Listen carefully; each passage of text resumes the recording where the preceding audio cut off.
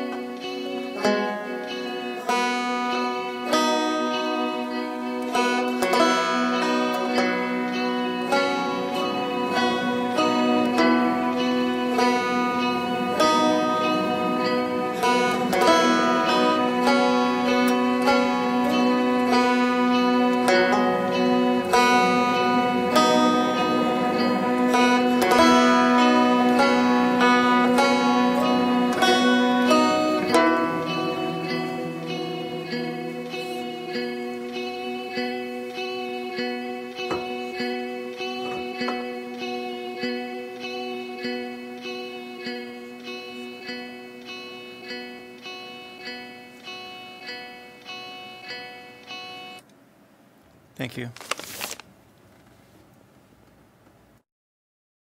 Hey guys, it's Geoff Keighley. We are a minute away from the reveal of Crash 4. Before we get to that, I want to thank Outer Wilds for that incredible musical performance. Crash is coming right up. ALF, yes, that ALF will be joining us. And we also have Day of the Devs, produced by Double Fine and I Am 8-Bit.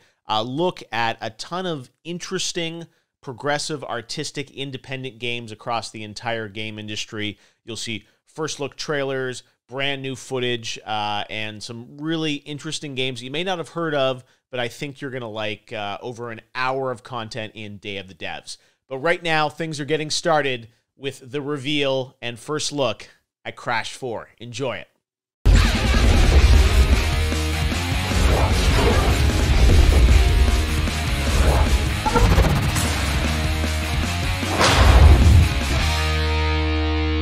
Hey guys, it's Geoff Keighley. Welcome to Summer Game Fest. We've got a great show kicking off this week for you. I'm really excited to be doing yet another week of video game announcements. And one of the things... What is that sound outside? I've got an extra special package for Geoff. Geoff Keiglegs.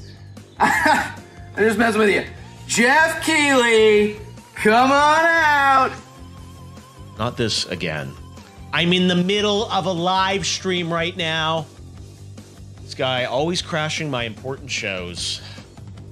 I'm going to see what this is, but let me tell you, it better be worth it.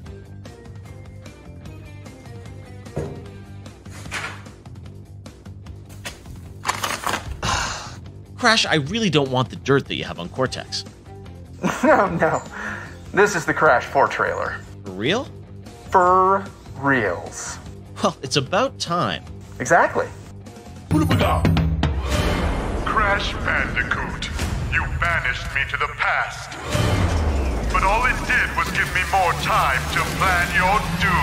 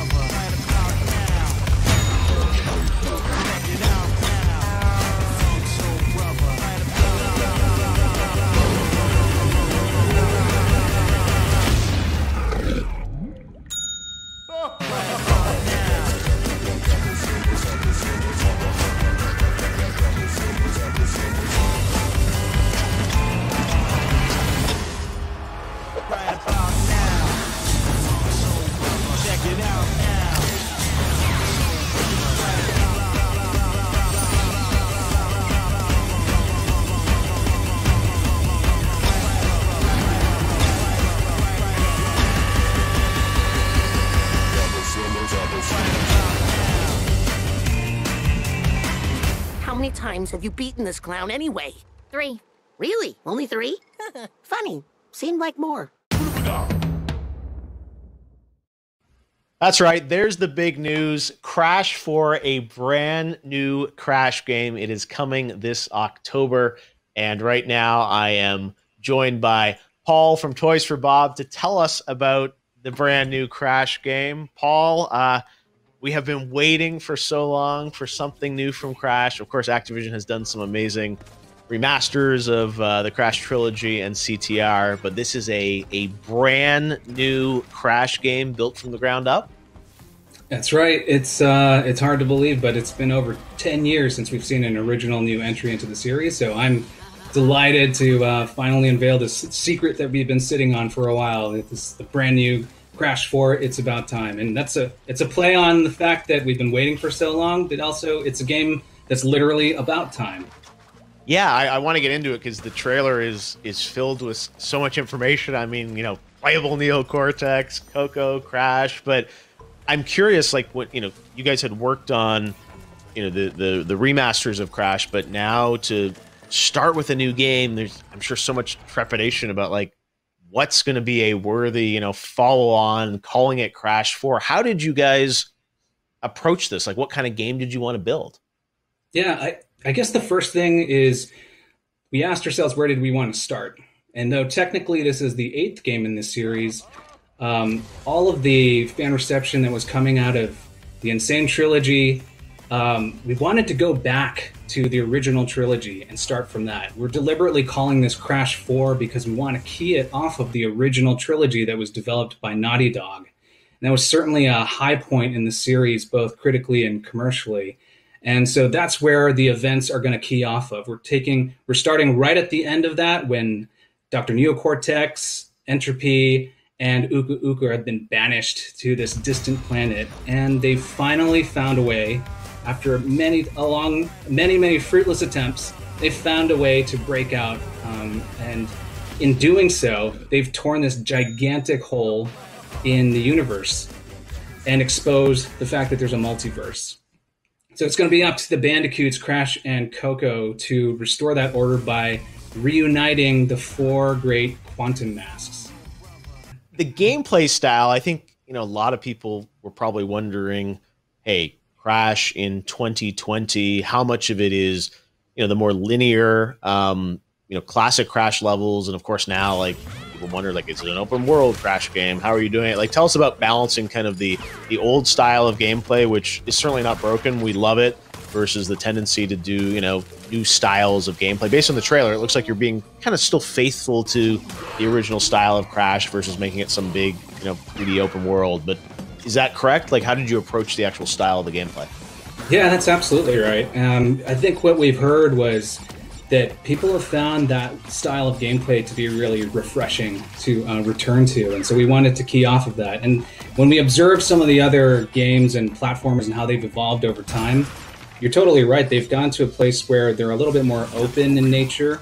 And as a consequence, the challenges and things that you interact with are a little bit more sparse and spread out. It encourages exploration, and maybe there's a little bit more focus on collection and combat.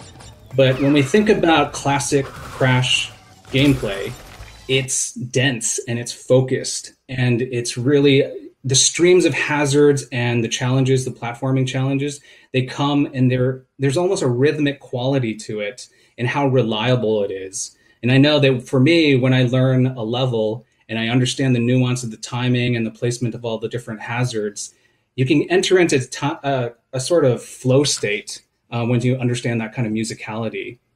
Multiple playable characters. How are you doing that? Is it kind of like by level, or how, like we saw Coco and Neo playable in there? How does that work sort of in the scheme of the gameplay?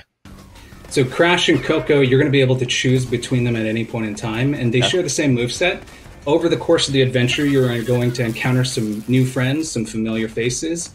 And you're right, there's going to be some new playable characters. We're teasing today Dr. Neocortex. He's got a completely different moveset from Crash and Coco.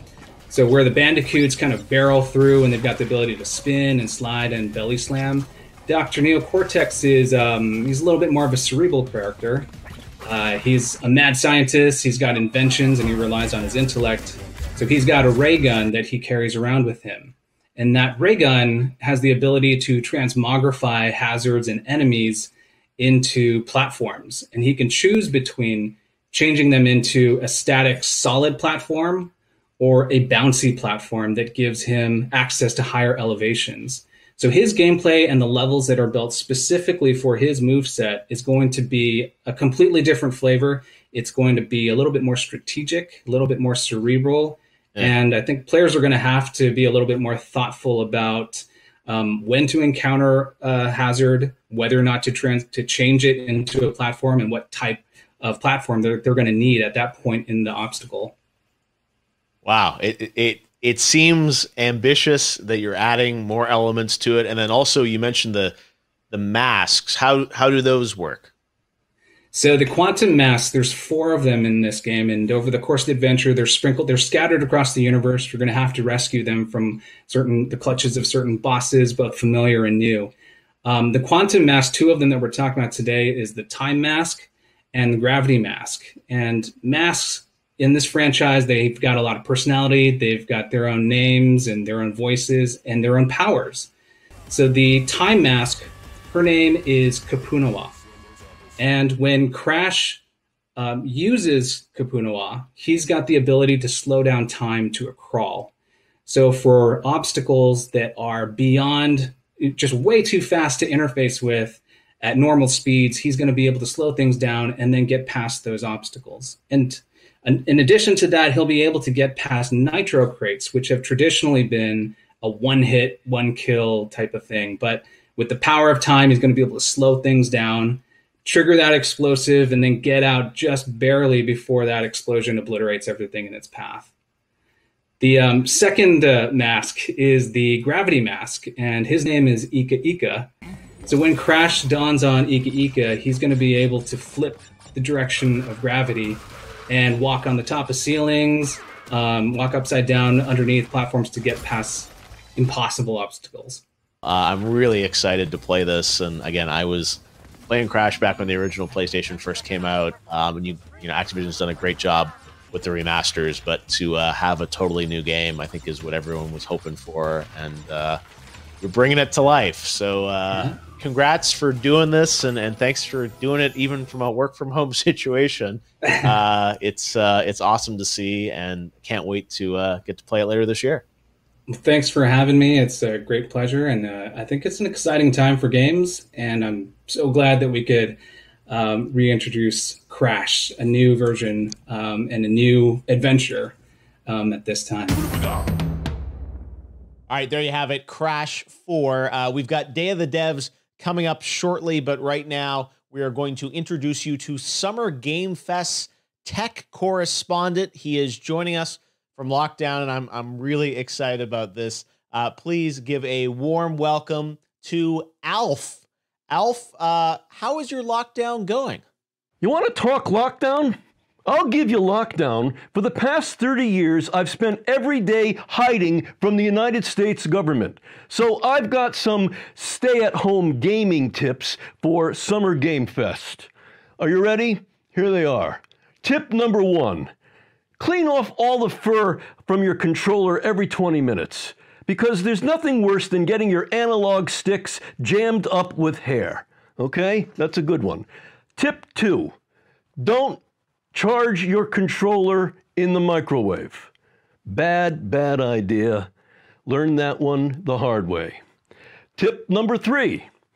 Don't play Warzone with E.T. All right? He cheats, he's a sore loser, and he doesn't know how to use airstrikes. Just doesn't understand it. Okay. Tip 4, don't wear pants. Embrace the freedom. And with that, it's time to raid someone's stream. No, Alf, we've got a whole Day of the Devs thing still to go. We are certainly not done yet. Oh, I think you've been done ever since that Doritos segment. Can I get some F's in chat for Kaylee's career? It's Keighley, not Kaylee, Alf. But thanks. Summer Game Fest tech correspondent, Alf. Thanks for joining us, Alf. We'll see you a little later.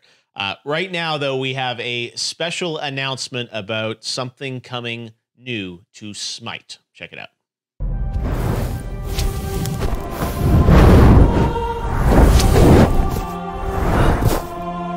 This world is in trouble. We can't let this happen.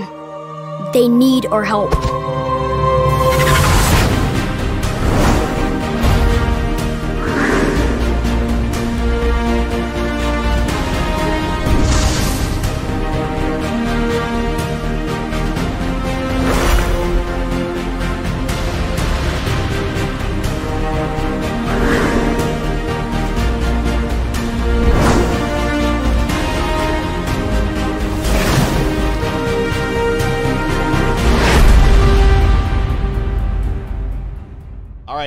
Coming up next is Day of the Devs, but I understand, Alf, you wanted to come back on the stream already.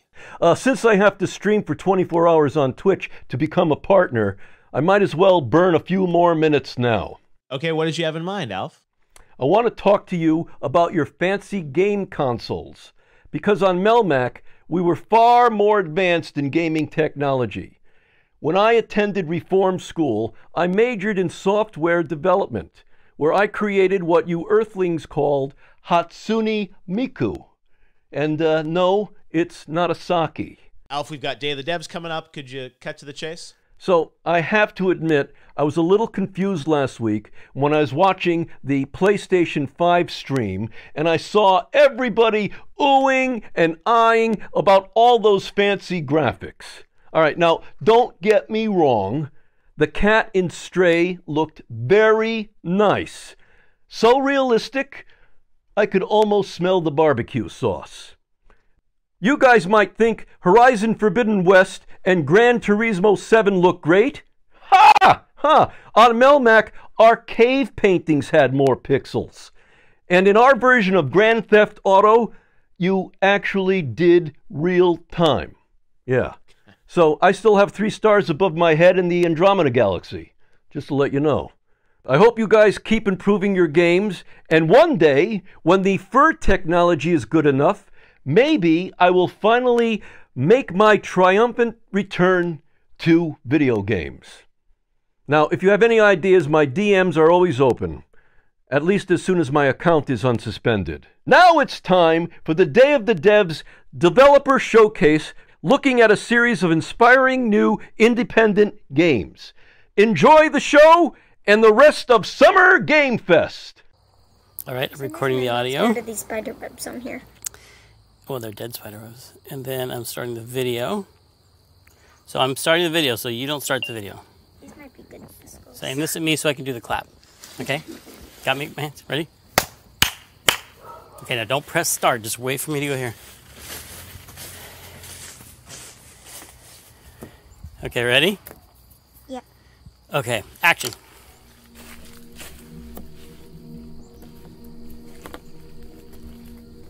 Oh, hello there. You caught me airing out my skulls. I need to have them all ready for the big Day of the Devs Summer Games Fest.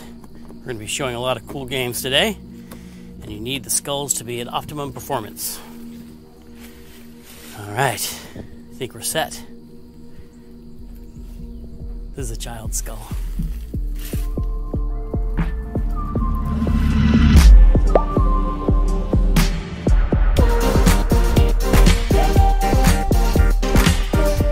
Hello and welcome to the Day of the Devs Summer Game Fest Showcase. We're going to be showing you some great indie games today and letting you meet the developers.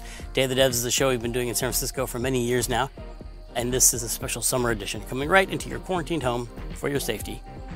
Before we get started with this show, we're going to take a look at the work of a group called Gameheads in Oakland, who we've been showcasing at Day of the Devs for a few years, and they do fantastic work, so check them out and think about donating. Hey everybody, this is Damon Packwood. I am the executive director and co-founder of Gameheads. So Gameheads provides tech training to low-income students of color ages 15 through 25. We teach game design, development, and DevOps. But most importantly, we are committed to creating the next generation of diverse video game developers. We're trying to change the game, quite literally. So today we want to show off some games that we're very proud of. The first up is Serpent Showdown.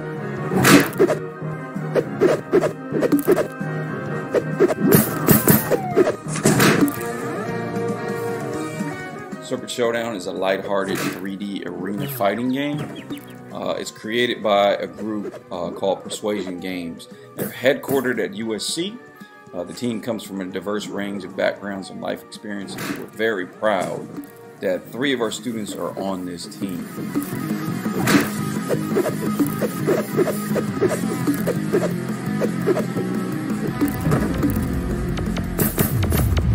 Next up is Trigger. Trigger is a bullet hell mixed with a color matching game that incorporates an 80s inspired aesthetic arcade console experience.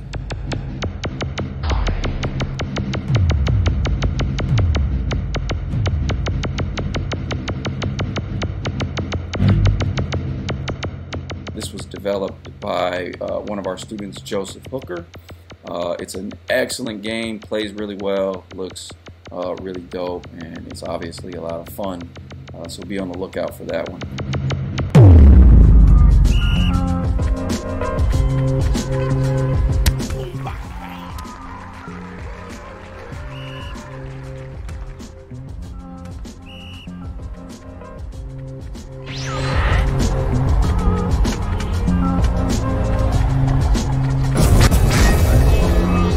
Out of here!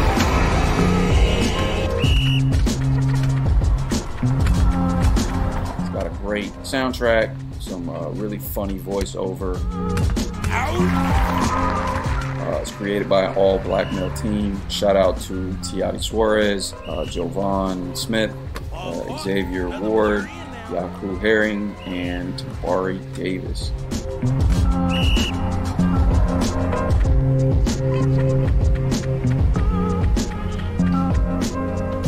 Out of here. So that's it for me.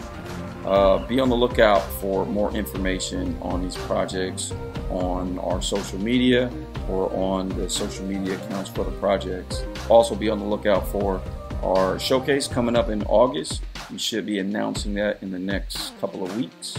Finally, if you're interested in getting involved in the program as a mentor or as a student, you should find more information on that on our website. That's it for me. Thanks. Bye. You're going to want to turn up the volume for this next one. It's from a developer called Beethoven and Dinosaur out of Melbourne in Annapurna Interactive, and it's just plain badass.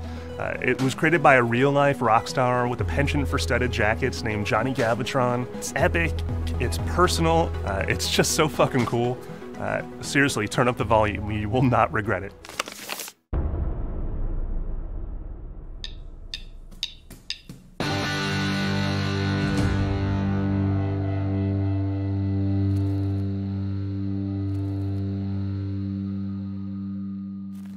My name's Johnny Galvatron from Beethoven and Dinosaur, and right now we're going to show you the video game that we've been jamming on.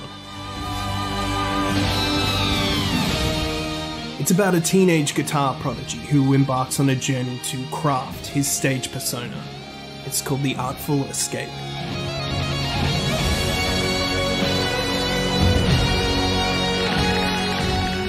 Stuff gets pretty far out, but our story begins on Earth. There's a squirrel. In Calypso, Colorado, where Francis Vendetti is on the eve of his first live performance. Francis is the nephew of legendary folk icon Johnson Vendetti, who's kinda like this universe's Bob Dylan. In these opening chapters of the game, we're introduced to Francis's hometown, the staggering legacy of his uncle's fame, and the impossible expectations of his fans.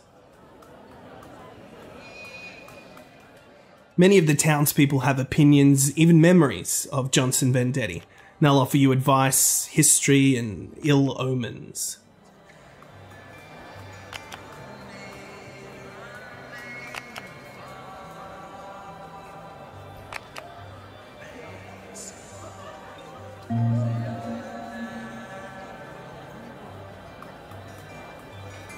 It's here, exploring Calypso, that Francis begins to suspect that things are not as they seem. Now it gets cosmic pretty quickly for Francis in the pursuit of his new stage persona, and we join him in the world of Glimmerdim, searching for a jazz club that never appears in the same place twice.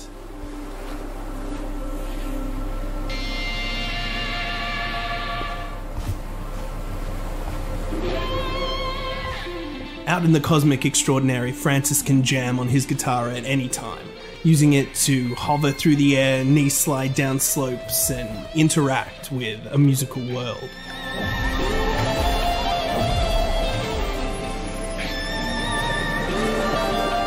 The different dimensions of the Artful Escape are alive with creatures and foliage that will harmonize with your guitar.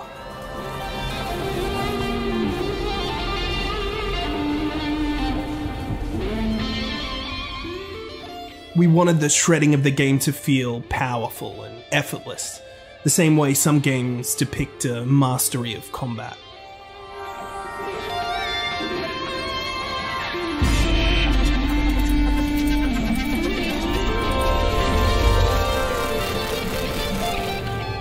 Francis uses a musical language to communicate with the interfaces and creatures along his adventures, sometimes with jazz club owners like this,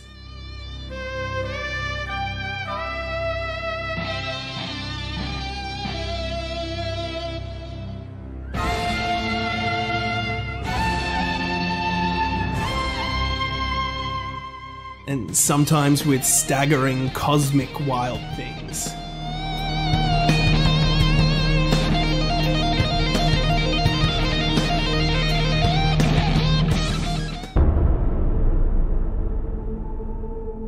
You can customize many aspects of Francis's persona, including his stage name, what planet he's from, discuss your backstory, and of course, change your stage costume. The Artful Escape is a loving mishmash of rock operas and adventure games and guitar solos. It's been a journey to create, and we can't wait for the final act. Thanks so much for watching. That's all we've got right now. Except for this.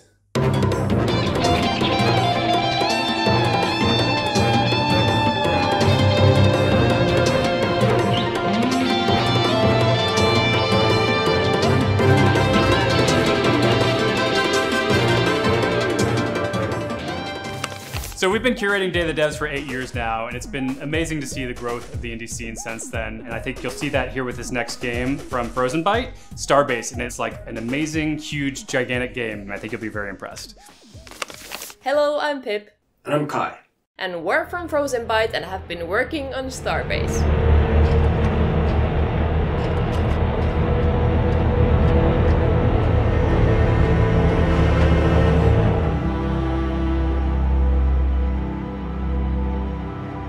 Starbase is our upcoming space MMO, set in a universe of vast scale, where everything is fully destructible.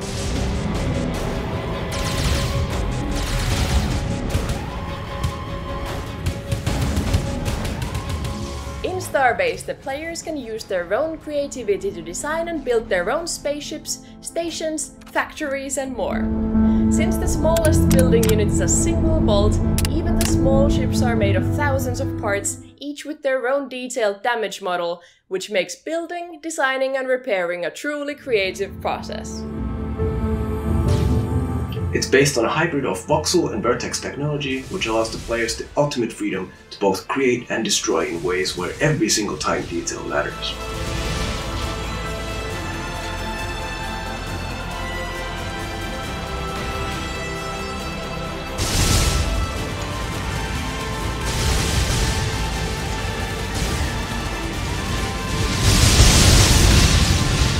However, damaged ship controls don't necessarily mean that the journey is over.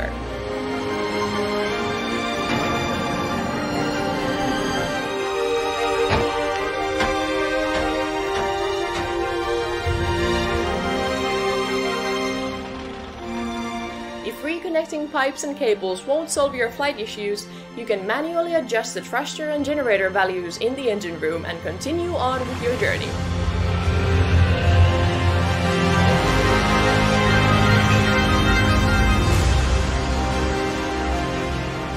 Since Starbase is an MMO, player interactions play a big part of the game's experience. You can build and design ships together, sell your designs to others, go on a mining trip,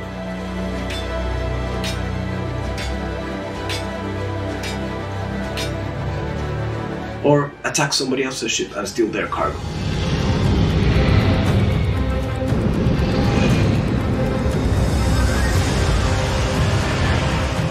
You can form factions, build huge capital stations, and engage in massive fleet battles and try to conquer the universe together.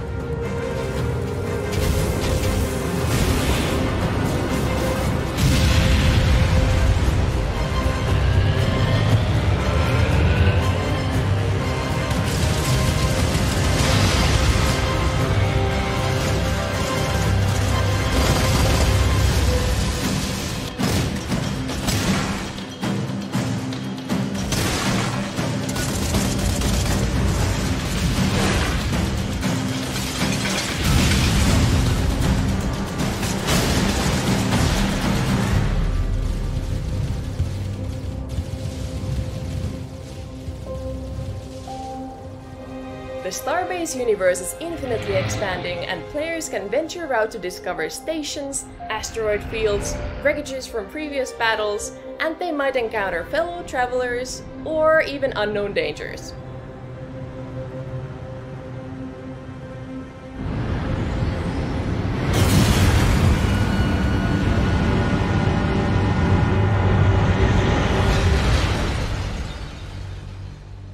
You can even try your luck at being the first one to reach one of the faraway moons.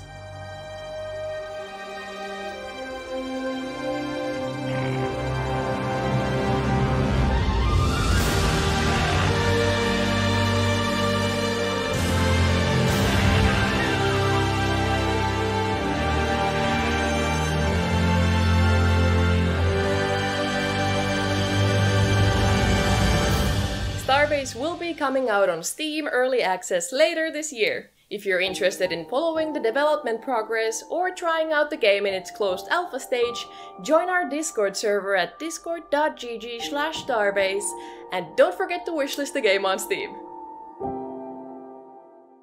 This next one is a collision of so many familiar trappings done oh so well. It's a retro-modern genre visual mashup. It's from Big Blue Bubble out of Ontario. It just features some of the coolest, most beautiful sprite animation you've seen in a while, especially that boss battle you're about to see. Ugh, it's awesome. I'm Neha from Big Blue Bubble, and we made Foregone.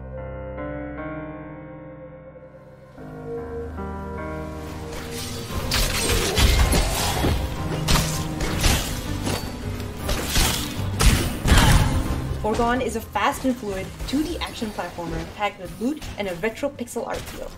In Foregone, you'll slice your way through hordes of enemies and collect an arsenal of powerful weapons, all while unraveling the mysteries of the entity known as the Herald. Callaghan's first king, back when it was still a kingdom.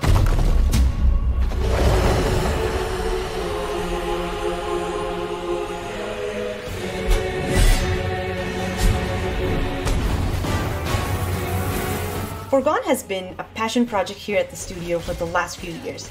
After making mobile games for the better part of a decade, we wanted to make something that reminded us of classic games we grew up playing.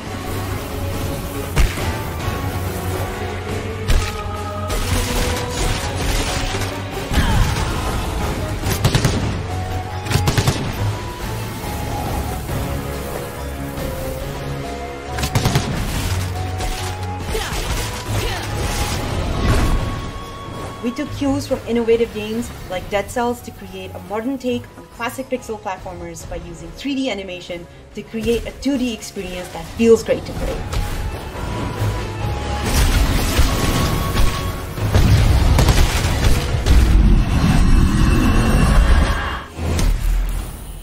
Inspired by classic games such as Prince of Persia and Castlevania, we wanted Foregone to be a handcrafted adventure that players would progress through while unraveling a compelling story.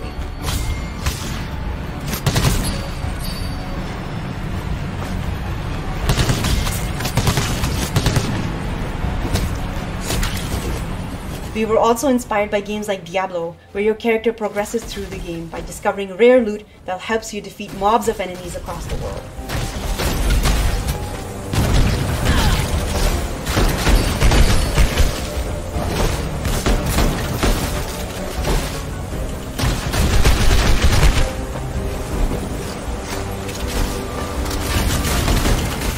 Early access on the Epic Games Store, we've focused on expanding the scope of Foregone, most recently with our June update, which introduces an all-new biome, the Creepy Catacombs, filled with new hordes of enemies and 2 new boss encounters.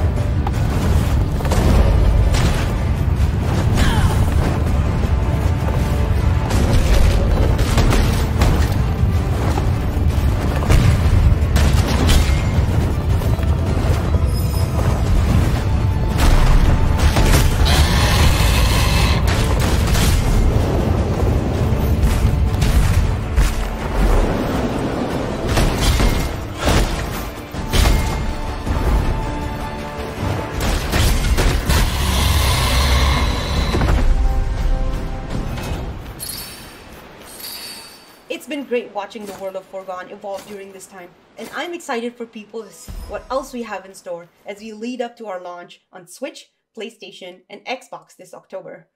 We hope you guys enjoy the game.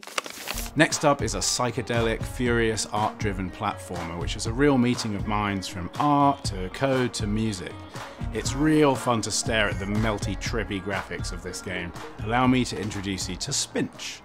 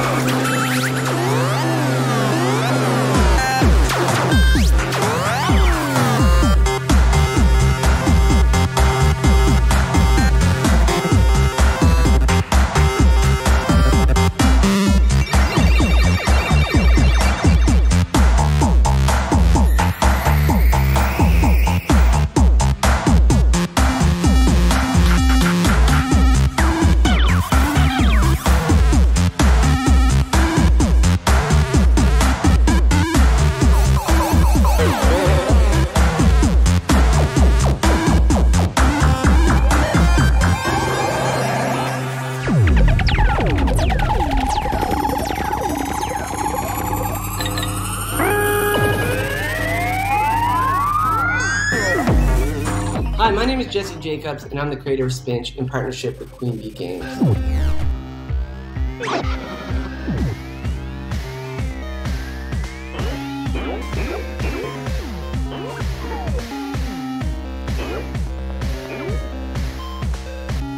Spinch is a psychedelic platformer game based on my artwork. You play as a Spinch, and you're on a mission to collect your missing babies.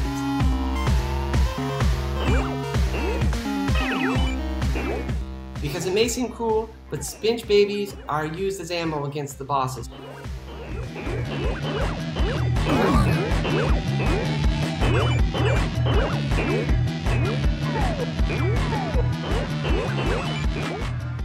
In this age of mass production, art plays a very valuable role, and Spinch was created to reflect these values.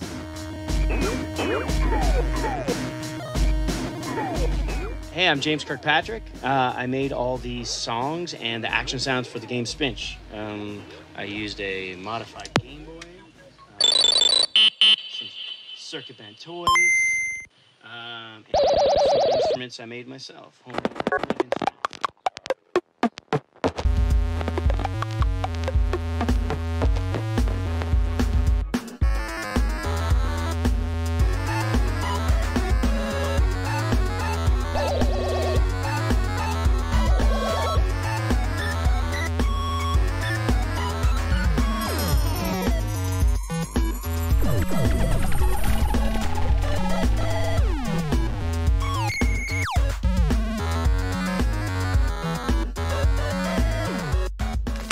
Next up is Inglet from Nifless. They've been making games for over a decade, like Knit, and they made this beautiful audiovisual soundscape that is a platformer with no platforms.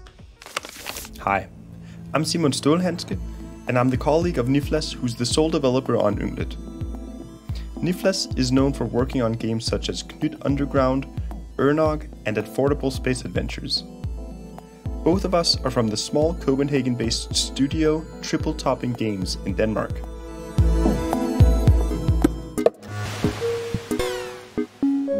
In Inglet, you jump between bubbles that float in the sky like you're a space dolphin.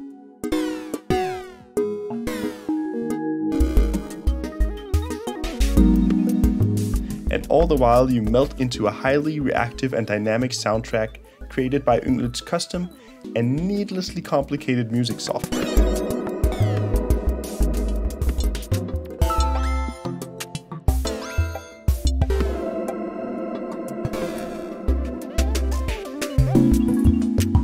Inglet is a platformer with absolutely no platforms.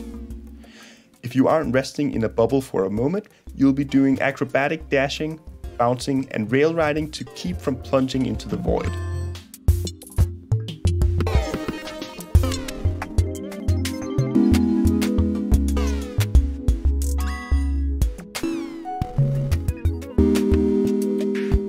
Difficulty is fluid in Inglet. With the granular difficulty settings, you can find the level of challenge that suits you. Inglet has dynamic save points. You decide whether to stop, take a little break and set a respawn point, or whether to blast daringly through the level, putting everything on the line.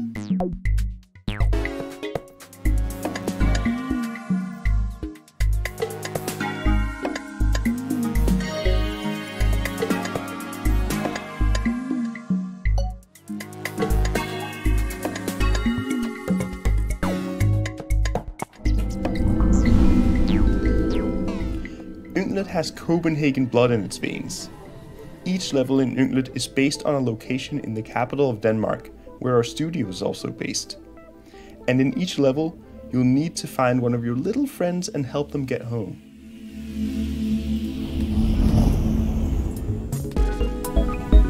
Inglet also has lightning storms, lots of achievables, an upside down world, extra mini levels, and lots of railroad tracks. A non-platformer to look forward to if you really like platformer games.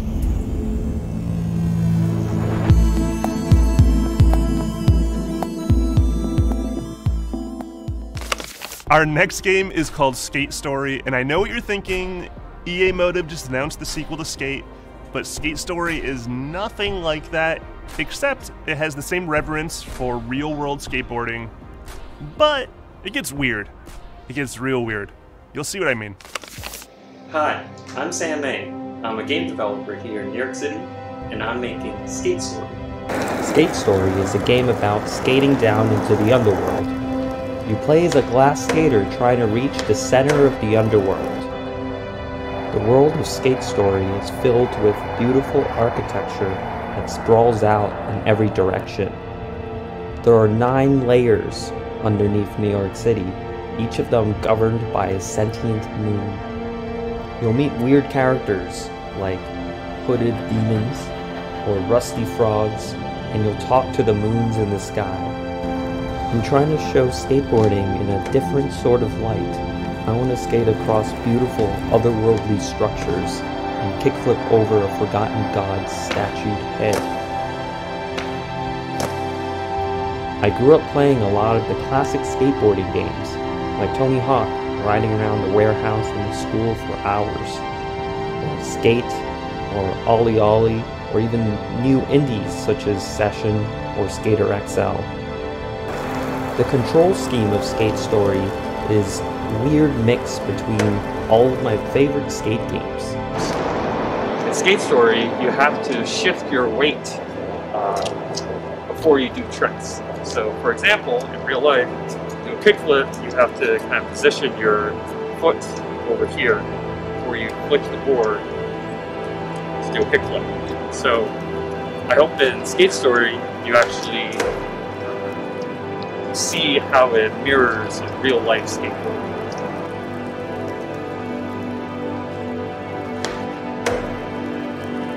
I'm still working on the game, and hopefully you like what you see.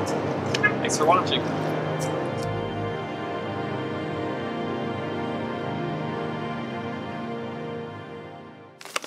All right, next up is a game that exploded on Kickstarter recently called Black Book, a deck-building adventure game set in kind of a Slavic folk horror setting. Looks terrifying. Hello, I'm Vladimir Beletsky from Martyoshka, the studio behind Black Book.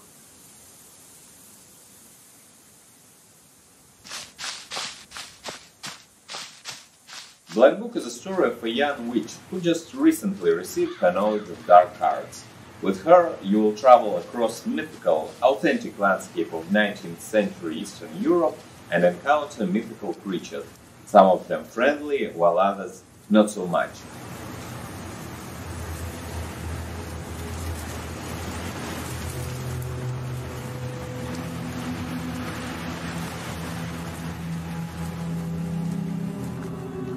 The game is built around true Slavic folklore short stories called Belichki in the native tongue.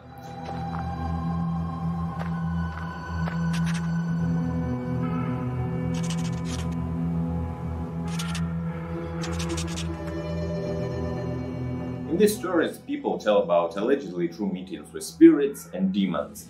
These stories, along with the real region of Cherden, inspired us to create a setting where people coexist and sometimes even meet with otherworldly beings, some of which were never before referenced in popular culture.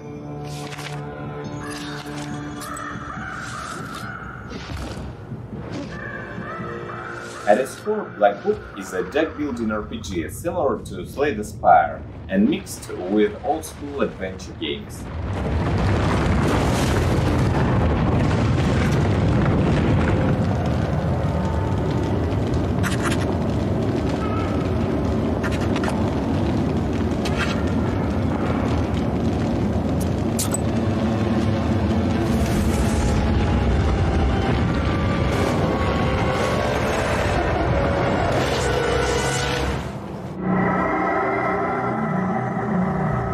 We took extra care to make sure that the core gameplay supports our narrative, and the narrative itself is as authentic as possible.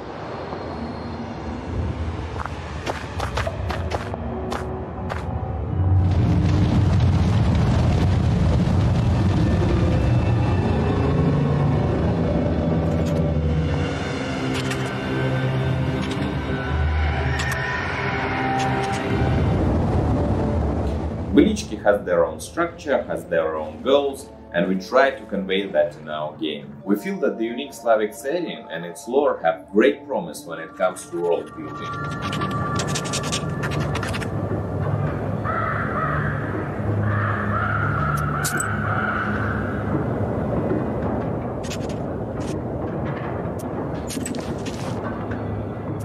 We even went as far as to employ the help of professional ethnographers and folklorists to help us build an in-game encyclopedia and Belichka's adaptations. The genre of Belichki, as well as Russian folklore in general, are underrepresented in popular media.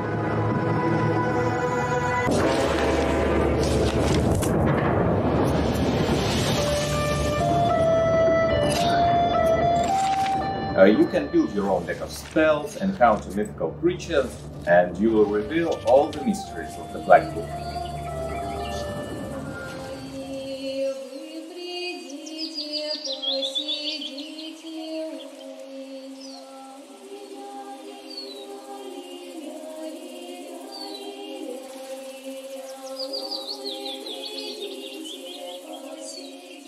For us, Black Book is both a game and a cultural statement. We hope to show that niche folklore from all over the world can inspire, bring suspense and emotions to gamers even today.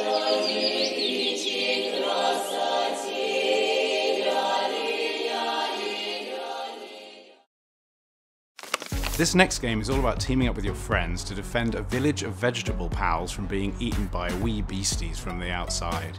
It's made by the Molasses Flood, who are really good friends of ours at Double Fine and actually helped us out a lot with Psychonauts 2 in the early days. This is Drake Hollow. Hey, my name's Forrest Dowling and I am the creative director on Drake Hollow, and this is Lou, who will not stop pestering me because she hears me talking. So she gets to sit in my lap for this. Drake Hollow is being made by the Molasses Flood, a company I co-founded a number of years ago, and we're best known for The Flame in the Flood, which was, our only title thus far. But I'm here today to talk about Drake Hollow. Everyone's right here. Nice. All right. Oh, who got the chest? Oh, who's getting it? Oh, it's me. Ooh. Blunderbuss. We call it an adventure action village building game. So I think today I'm going to head to the southeast. Gonna go try and find that lighthouse. When we started working on this, we had previously worked on a pretty hardcore survival game, and what I wanted to try is just making a game that explored a lot of the same ideas, but it wasn't so much about you surviving as it is about you taking care of something and helping it survive. It's a game about taking care of things, and that's where the concept of the Drakes came about. They're sort of the heart of the game. They're these kind of charming little vegetable goblin creatures that are kind of dopes. Like, they need your help. They need you to build them places to sleep and provide food to eat and entertainment for them. Seems like our drakes could use a little more entertainment. Let's see what I can build them.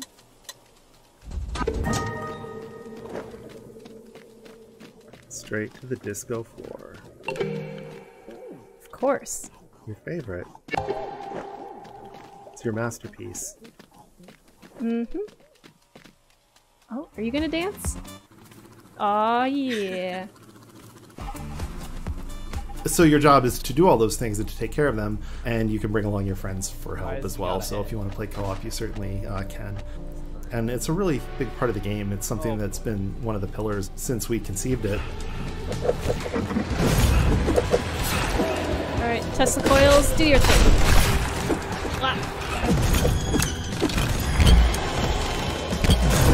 Inside, little buddy.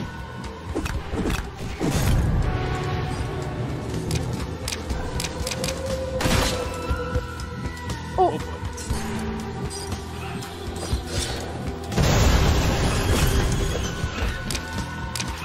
Maybe I should... Oh no, I'm out of decoys. That's true. That's fair. I'd be scared too. Oh no! We can revive you. Right in the middle of combat. There you go! Thanks, what a favor. I just got juggled. That's it, I'm out of here. Hey! Nice. got cool stuff. Oh yeah, he did go after the decoys. There's exploration, there's building, there's rescuing drakes, and there's battling monsters. So I hope you enjoy it. Let's not.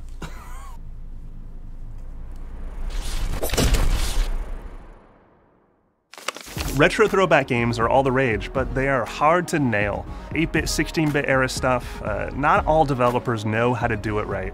But there's one in particular that we've been showing since the very beginning of Day of the Devs 8 years ago. Their name is Tribute Games, and they're out of Montreal. And fun fact, the core creatives that made the Scott Pilgrim game in-house at Ubisoft broke away and founded Tribute. Here's their latest retro opus.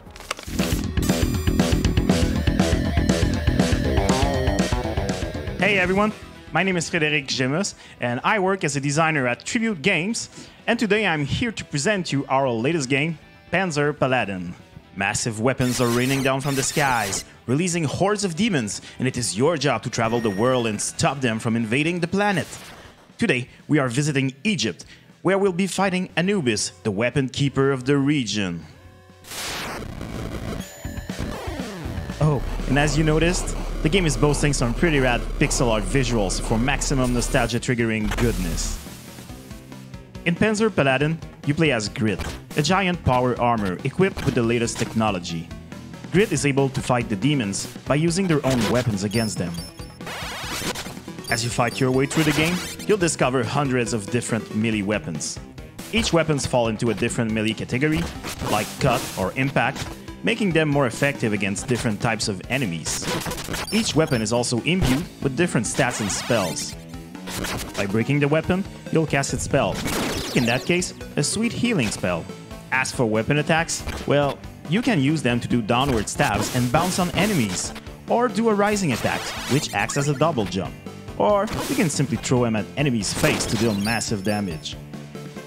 But watch out, weapons do wear down. Keep an eye out for your weapon's durability. See, my weapon broke, but no worries. There are plenty of weapons to collect all around the game. Throwing weapons at enemies or breaking them to cast powerful spells is part of what makes Panzer Paladin so much fun.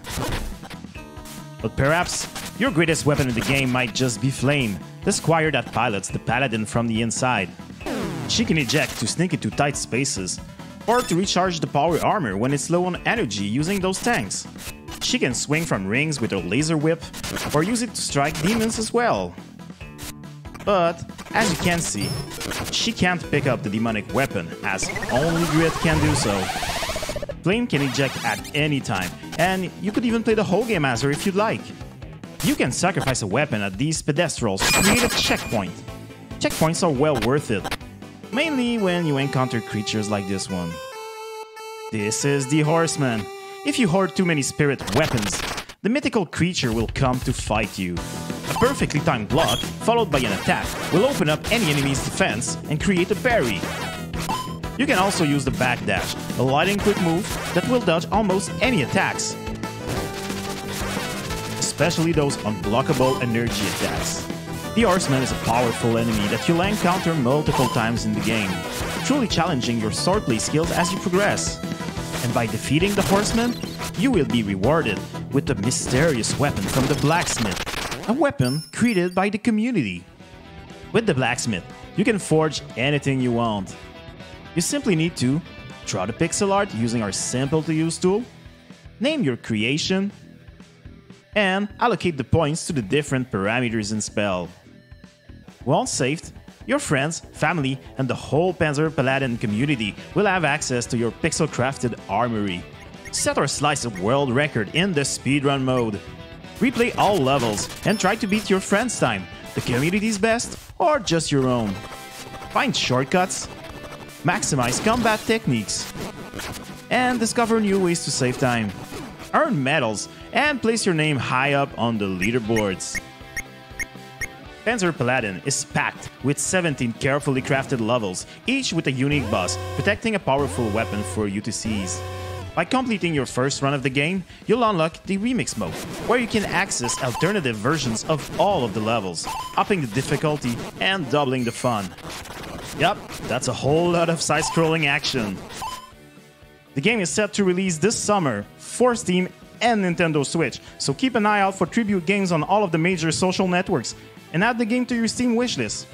Hope you enjoyed today's presentation, and stay safe everyone. No, your stream is not broken for this next one. It's definitely in black and white. There's not a lot you can say about this game. It's super unique, it sounds awesome, and it's unlike anything you've ever seen before. And it's from a developer named Games for Ghosts, which is a name that will make sense in about 3 seconds. Hey, this is Jean Davet from Games for Ghosts, and I'm happy to present our work in progress computer game, Haunted Garage. Haunted Garage has been in the making on and off since about 2018 and is created by myself and Richard Peterson.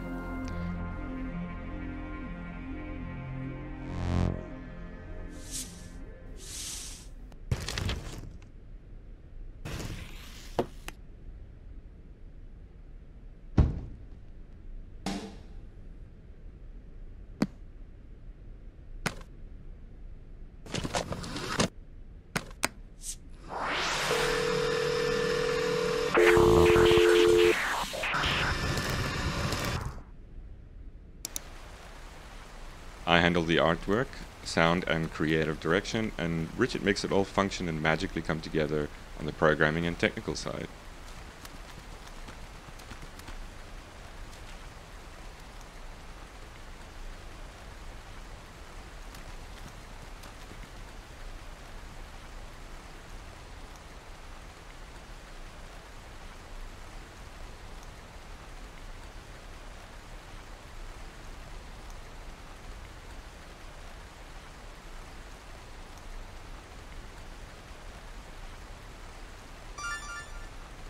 Haunted Garage has taken many forms in its evolution over the years, and what started out as curious experiments with drawings and sounds has turned into a music production adventure game. Taking inspiration from games such as Myst, King's Quest, Plug and Play to Samrost 3, Richard and I eventually decided to put all our experiments under one roof, interconnect all these disparate audio-visual toys that allow you to create an evolving musical loop.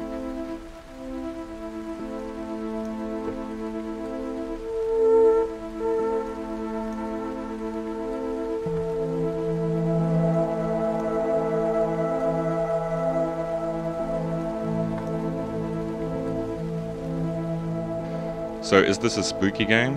Well, not really. It's haunted in the sense that you're not exactly sure who's in control or what the state of reality or context is.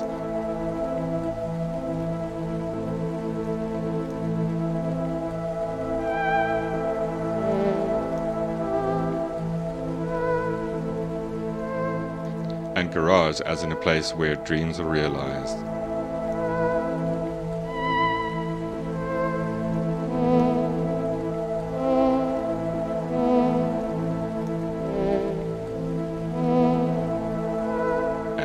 Not to mention band practice. You're also creating your own evolving soundtrack to this strange little pixel adventure game, where you explore and discover new instruments and artifacts to add to your collection.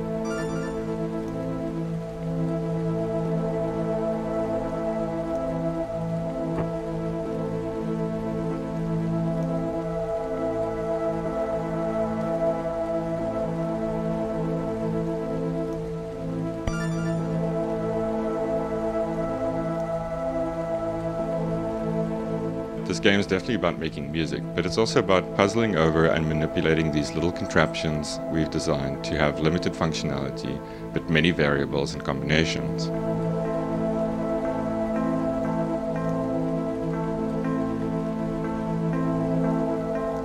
Haunted Garage aims to allow players to have a comfortable, creative experience. Unlike traditional digital audio workstations that can overwhelm beginners easily, the instruments in Haunted Garage provide you with a fun and non-intimidating environment to become acquainted with musical concepts, while also providing enough room for more experienced musicians to flex their creative skills within the limitations.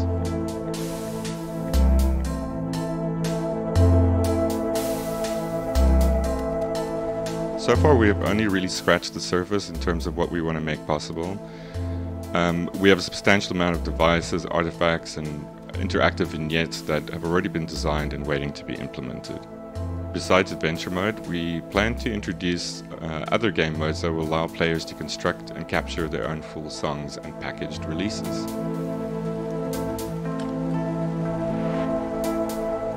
Haunted Garage version 1 is by no means a finished product, and many corners still need to be ironed out. But what we have achieved thus far is the groundwork for what we see as an exciting new adventure gaming experience. Whether it's just about going along for the ride and adventuring, or spending hours mastering your skills and crafting your perfect little jingle and sharing it with your friend.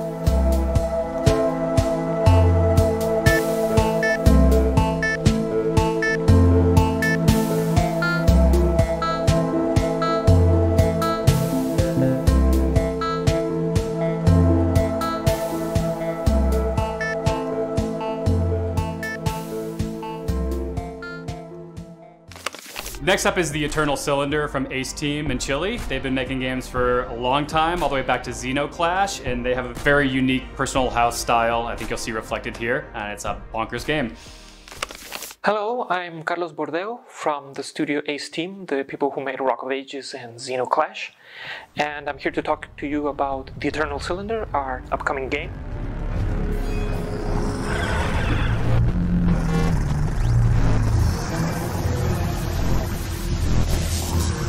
It's an adventure survival game, but very different to anything out there on the market. You play as these little critters called the Trebon. They're like a family of creatures who are born in this very surreal and alien world.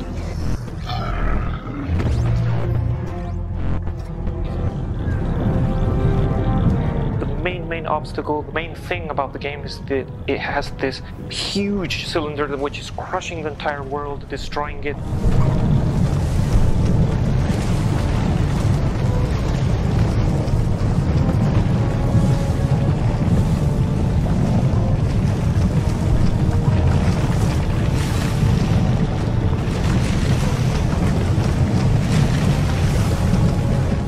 You have to keep on moving forward and discovering about your family, your race, what's going on the world, where does the cylinder come from.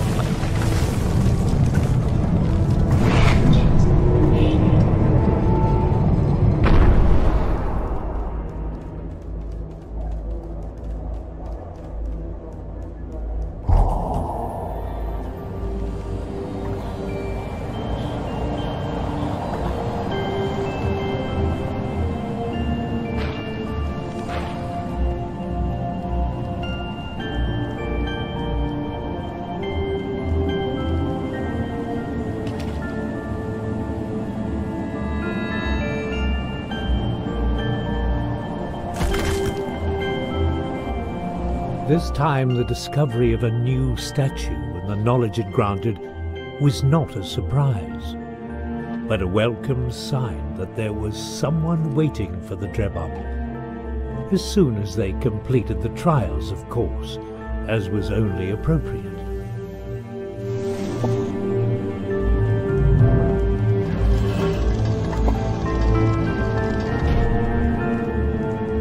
It's definitely a big game and an ambitious title for Ace Team.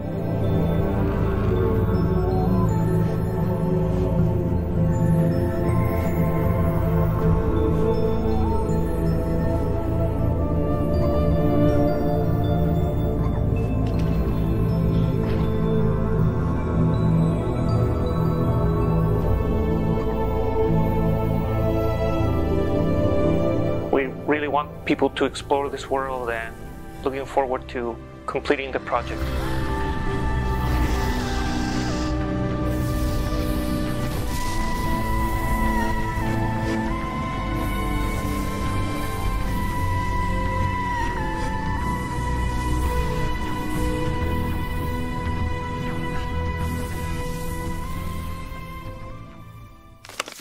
You've probably heard of Flow, Flower, maybe even Journey. They're called That Game Company, and their latest project has been an ongoing social experience experiment that's gathered the attention of a lot of players. It's altruistic, it's compassionate, it's exactly the kind of hopeful gameplay experience that we all could use a little bit of right about now. And they've got an exclusive first look at something they've been planning for a while, just for Day of the Devs. We are honored to be part of the Day of the Devs and Summer Game Fest. Like you, we're excited to see what indie creators and studios have been up to. It is always a great source of inspiration and a mid-year recharge for the hardworking indie developers.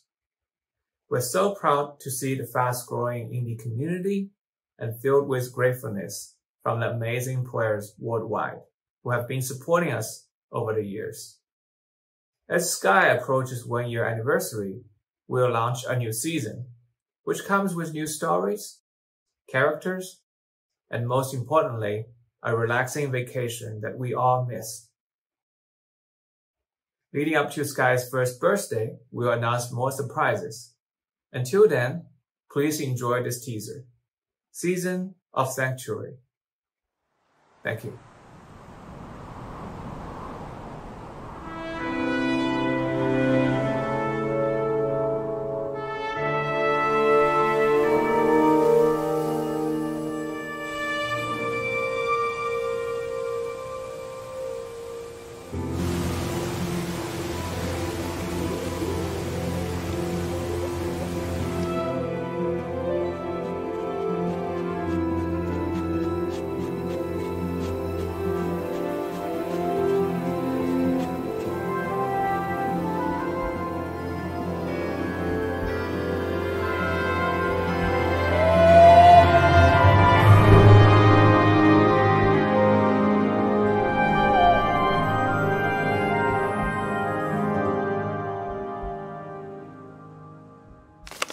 It's no secret that the team at Double Fine loves a really good point-and-click adventure, and this one from Whalestalk Interactive looks like a really cool expression of the genre. It's moody, it's woodsy, it's spooky, and it's really beautifully animated. This is The Night is Grey. Hey there, hope everyone is doing okay. My name is André Broa and I'm the creative director at Whalestalk Interactive. I'd like to show you The Night is Grey.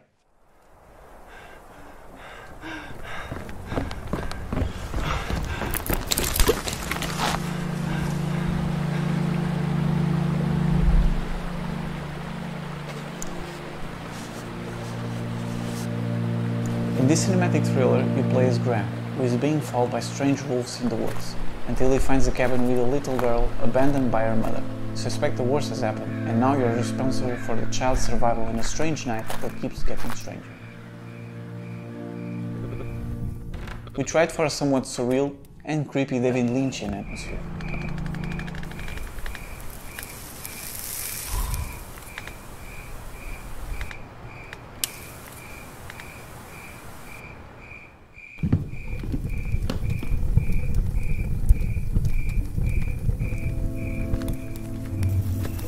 Besides being a lovable character, Anna is also part of a game mechanic. As you explore scenarios and solve different puzzles with her help, you have to switch from playing on your own to carrying her around.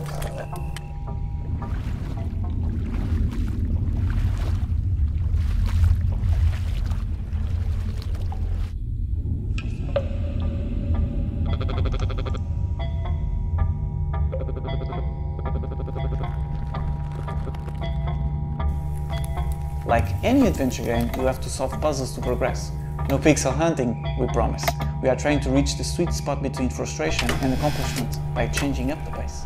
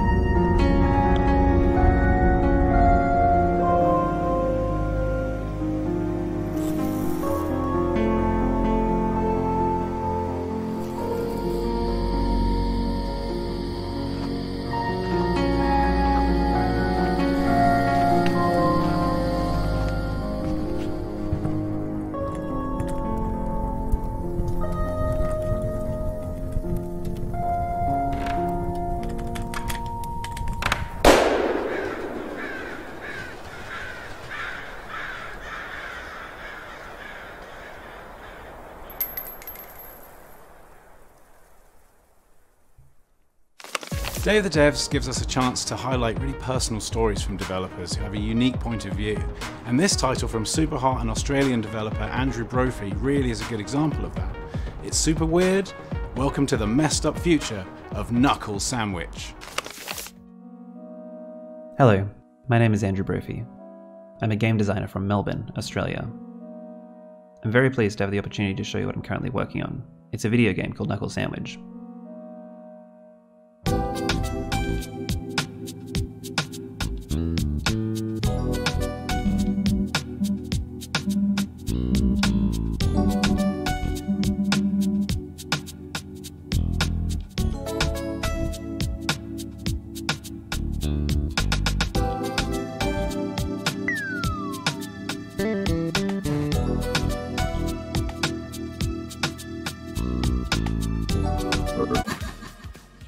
I would describe it as a personal game, hiding inside an offbeat, turn-based RPG.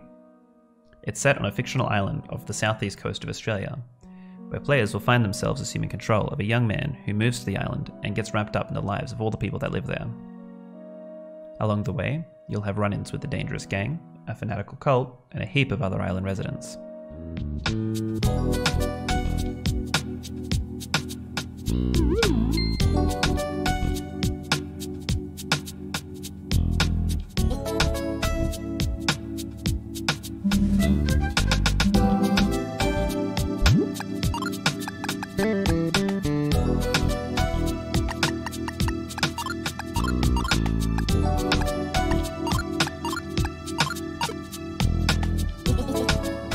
As I mentioned earlier, Knuckle Sandwich features turn-based battles.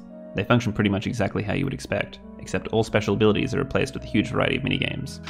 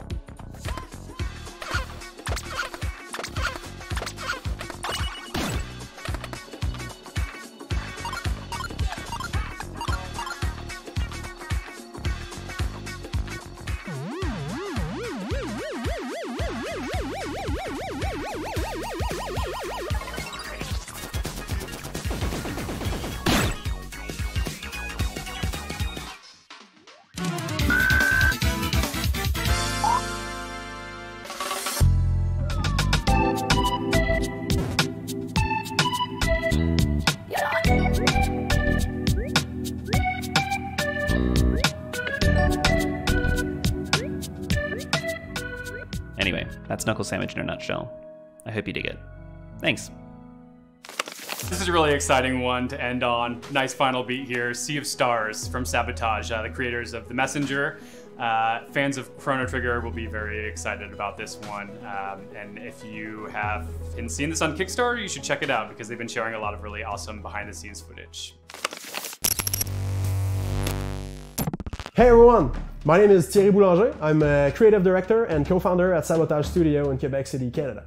About 3 months ago, we revealed our next game through a Kickstarter campaign, and we were blown away by the response. Our new game is called Sea of Stars. It's a turn-based RPG inspired by the retro classics. And so much has happened since then. Even though it's only been 3 months, we had Yasunori Mitsuda, the Chrono Trigger's composer, who joined the team as a guest composer.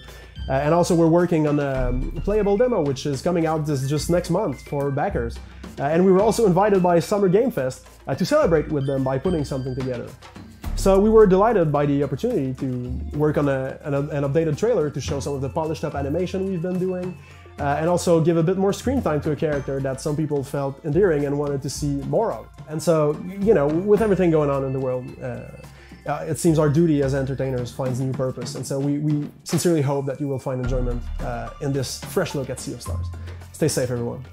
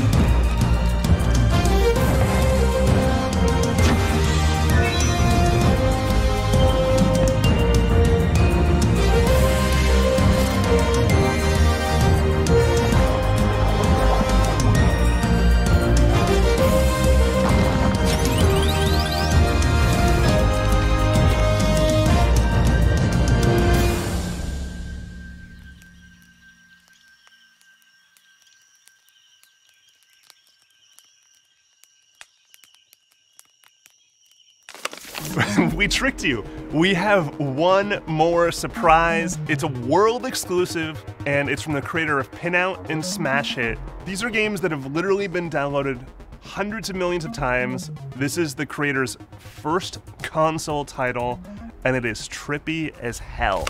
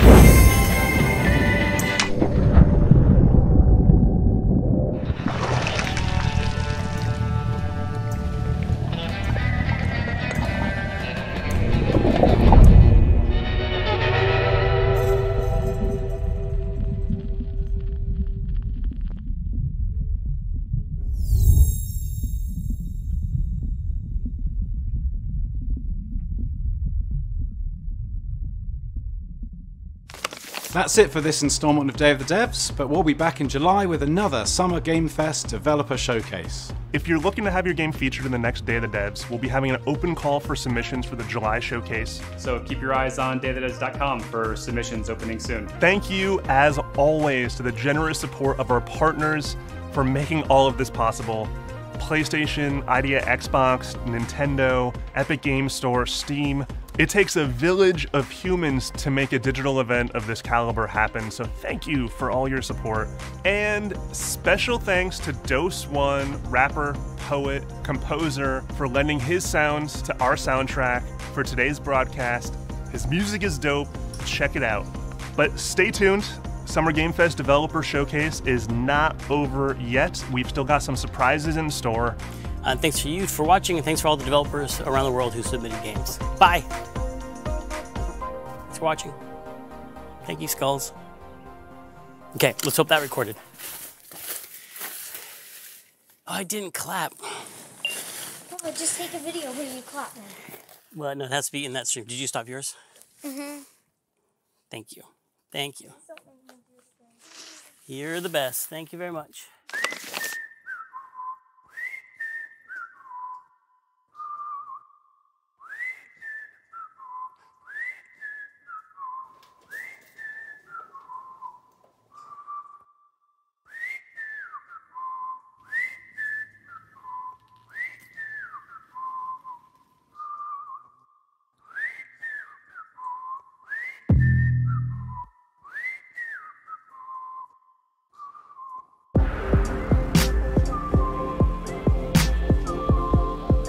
What's good, world? It's another Day of the Devs production.